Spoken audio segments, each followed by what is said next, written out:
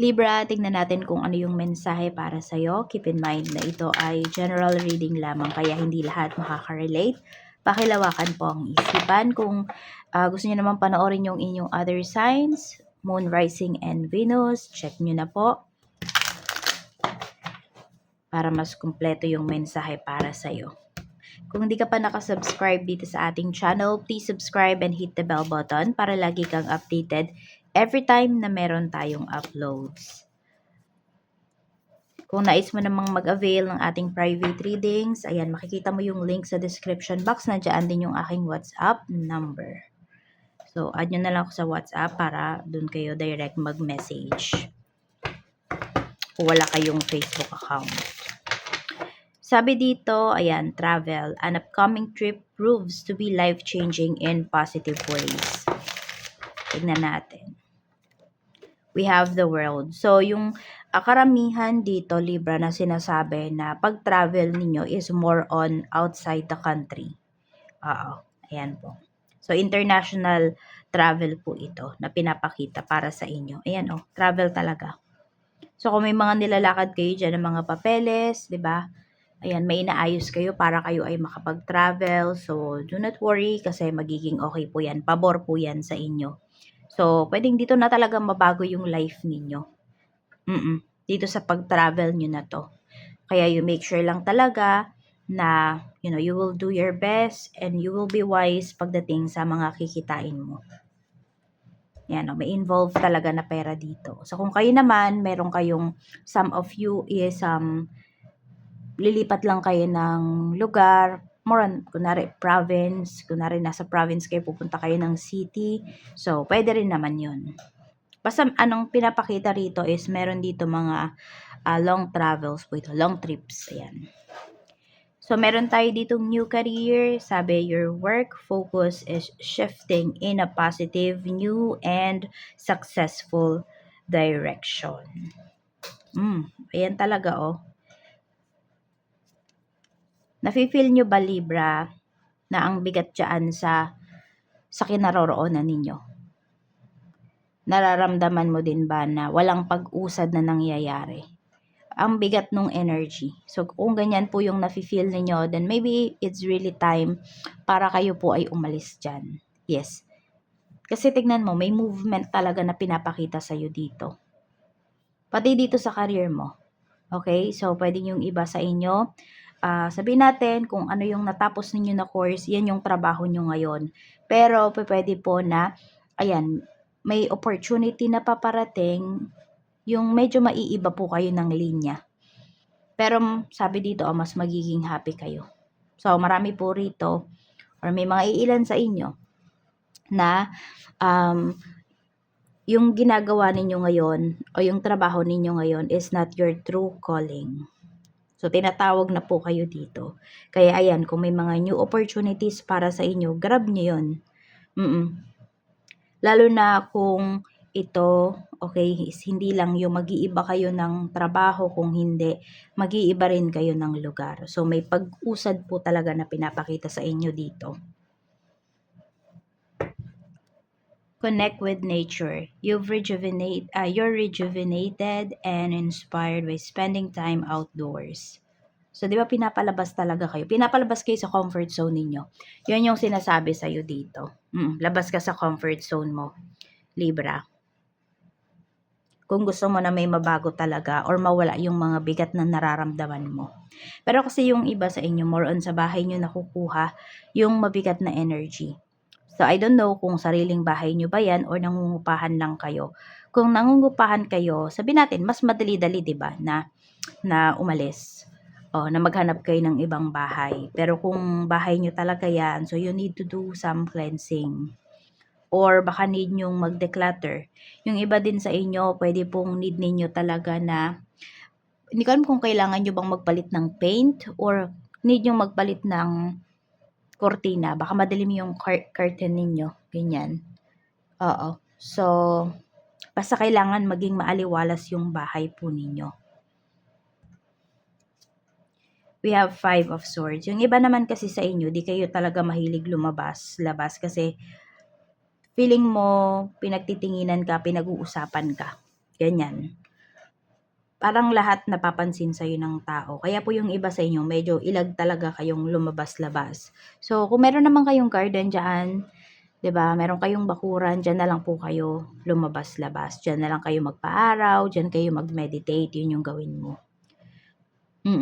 So, nalalapit na yung full moon. So, pwede mo rin yung gamitin para makapag-energize ka talaga at para po makapag-manifest yung iba sa inyo. So, February 1, yung ating full moon.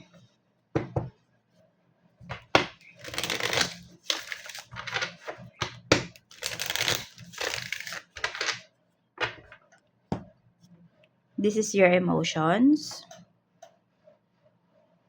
Napakagaan naman po ng iyong emosyon. Marami kang nararamdaman. Ayan. Pero kasi alam mo kung paano i-handle yung emotions mo ngayon.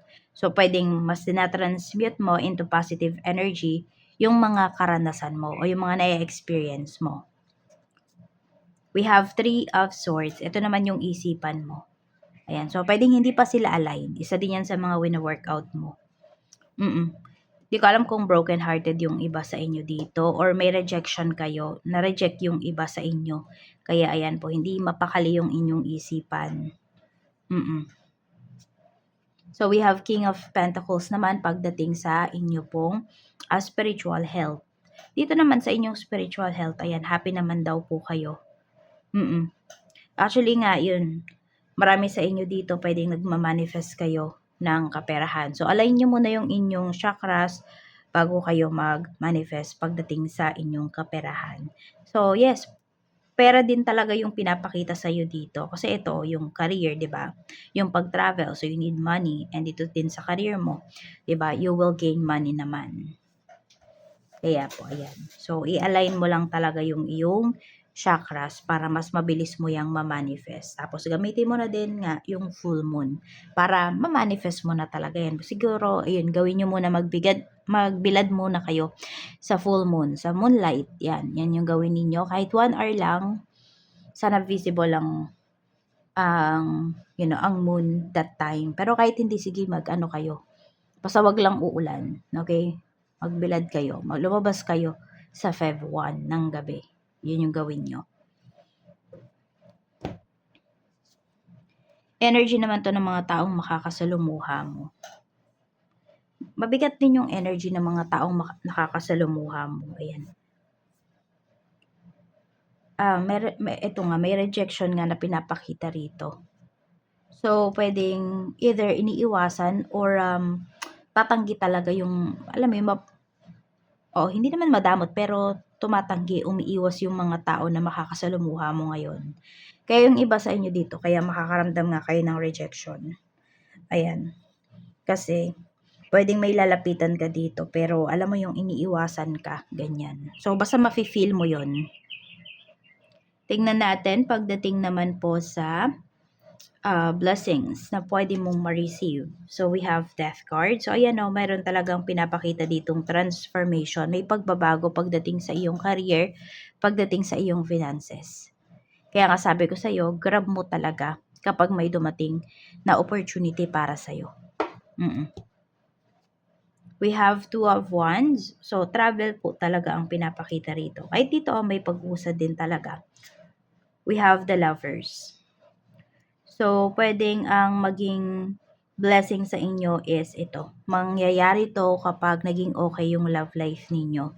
So, pwedeng may opportunity. Sabihin natin may tao dito na nag-o-offer ng love sa'yo. Libra, try mong i-consider yon. Kasi pwedeng matulungan ka talaga ng tao na yon in so many ways.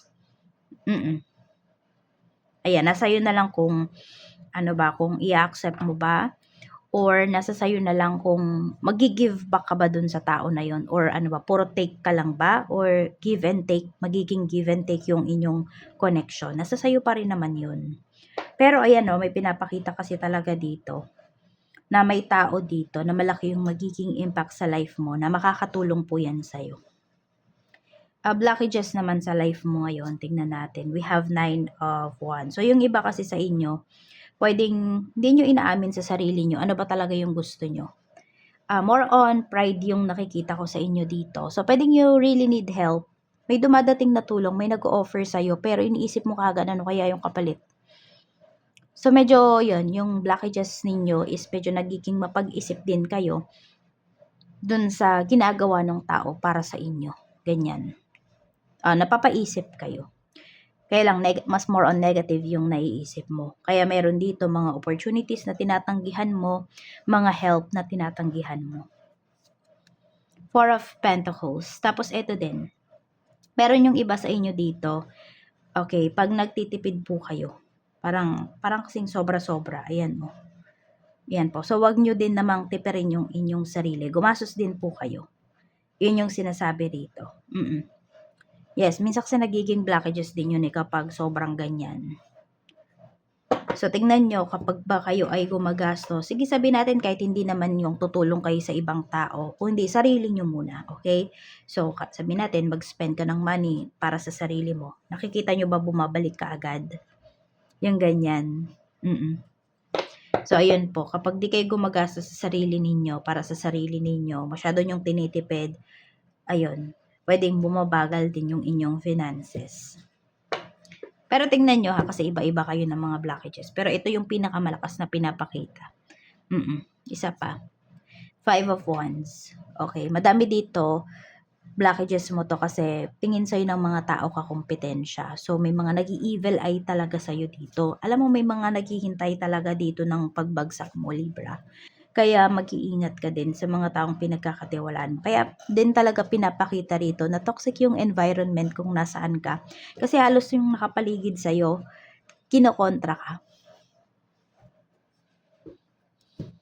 Sa work naman, sa mga naghahanap ng work dyan, tignan natin. We have 9 of Pentacles. So, ayan po, may masisecure kayo rito na interview.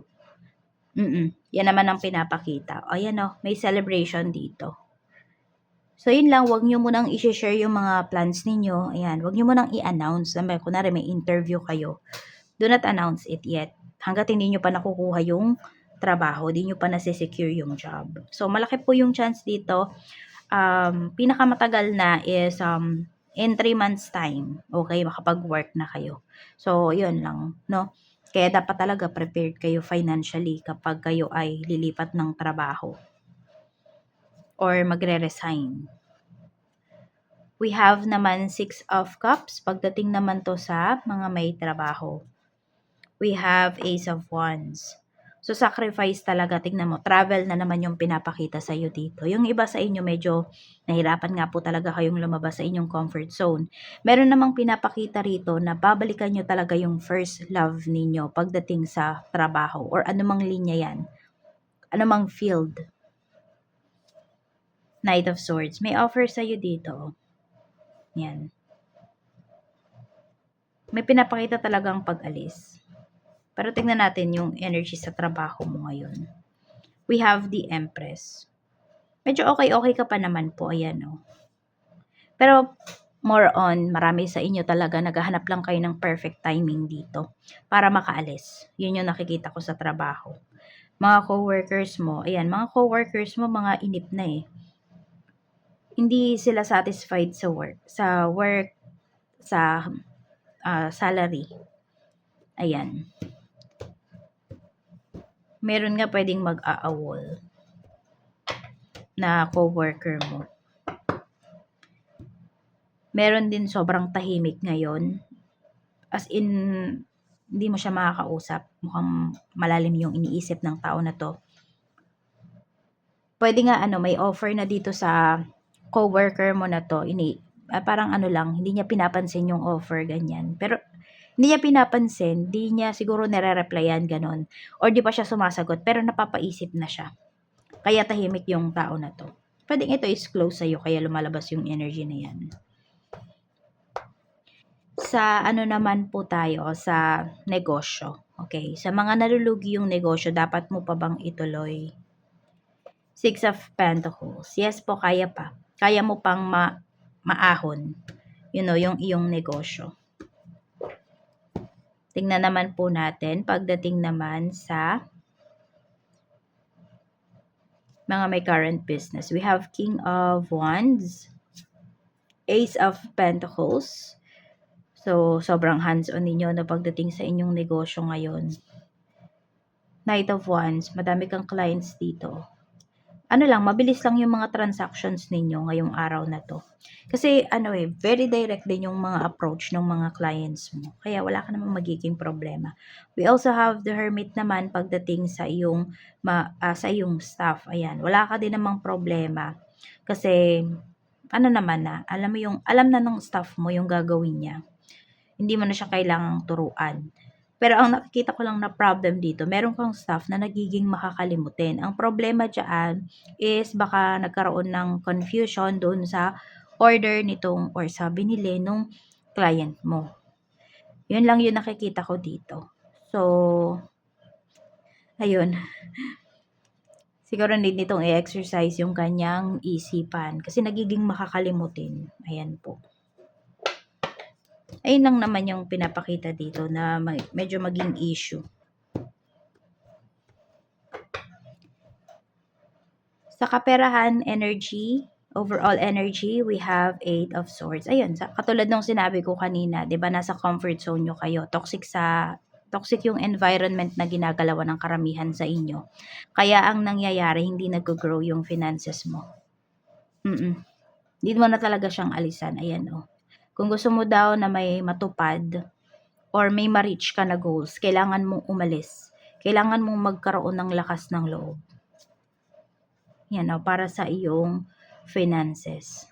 Ang daming gastusin, pero yung kinikita mo hindi sapat. So, ayun, meron ka naman daw magagawa, Libra.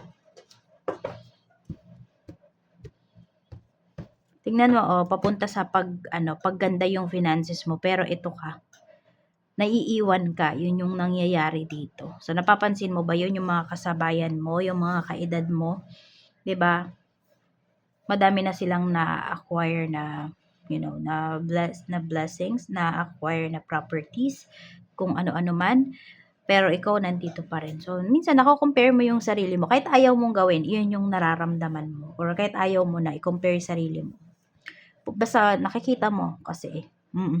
So, medyo nakakaramdam ka rito ng insecurities. So, yung insecurities mo na yan, transmute mo yan into positive energies. Okay, you need to be creative. Kasi ang nangyayari sa'yo dito, puro plano. Puro ka lang salita. Yun yung nangyayari. Yan, pagdating sa kaperahan mo. Parang ganito, gusto kong kumain ng ganito, gusto kong bumili ng ganito, pero wala ka namang ginagawa towards dun sa goal mo na yon, towards dun sa gusto mo, towards sa cravings mo. So, need mo na talagang kumilos. Sa love life naman, tignan natin ano yung energy. I'm open to receive any messages, please, Spirit Guide. Pagdating po sa love life ni Libra. We have muse. Ayan, inspired by you, listening to music, emotional bond, song, lyrics. So, meron ba dito? May sinulat kayong kanta ng person mo? Parehas ba kayong music enthusiast? Ayan po. Tapos, meron din, pwedeng makakarinig kayo ng kanta na, alam mo yun, na parang inaalay mo yun dun sa person mo or inaalay mo sa person mo yun. Sobrang magiging magaan naman. Ayan po yung iba sa inyo. Okay, ay may karelasyon. Mafe-feel mo talaga na parang ang ganda mo, ang gwapo-gwapo mo, ganyan. Dahil dito sa person mo, ipaparamdam niya yan talaga sa'yo. So, ito yung issues natin. Tingnan natin.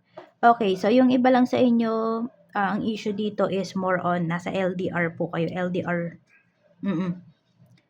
Kaya minsan, hindi mo maalis sa isipan mo na baka nagloloko yung person mo. Ayan. Pero kasi nga, diba, sabi ko nga sa'yo, ipaparamdam niya. Ayan. Ipaparamdam niya sa'yo na seryoso siya sa'yo. Saka may temperance tayo dito. Kung nagawa man yun before ng person mo, mukhang nadala naman na ito. Kaya hindi na yan uulit. Ayan, kasi gusto niya na din naman ngayon na maging maayos kayo, maging maayos yung family ninyo if mayroon man. So, ayan, nagpapakatino na po ang pinapakita rito. Natauhan siya. So, good thing yun. Diba? Pero tingnan natin ano yung pwede mong pagnilay-nilayan ngayon. Kung magme-meditate ka or isabay mo to sa full moon. Ito yung mga itanong mo sa sarili mo. This is for you, Libra. The treasure found. What inner reward have you gained from a recent challenge? How can you honor this growth? Ayan po. So, yan lang yung mensahe sa'yo. Maraming salamat. See you again on my next video.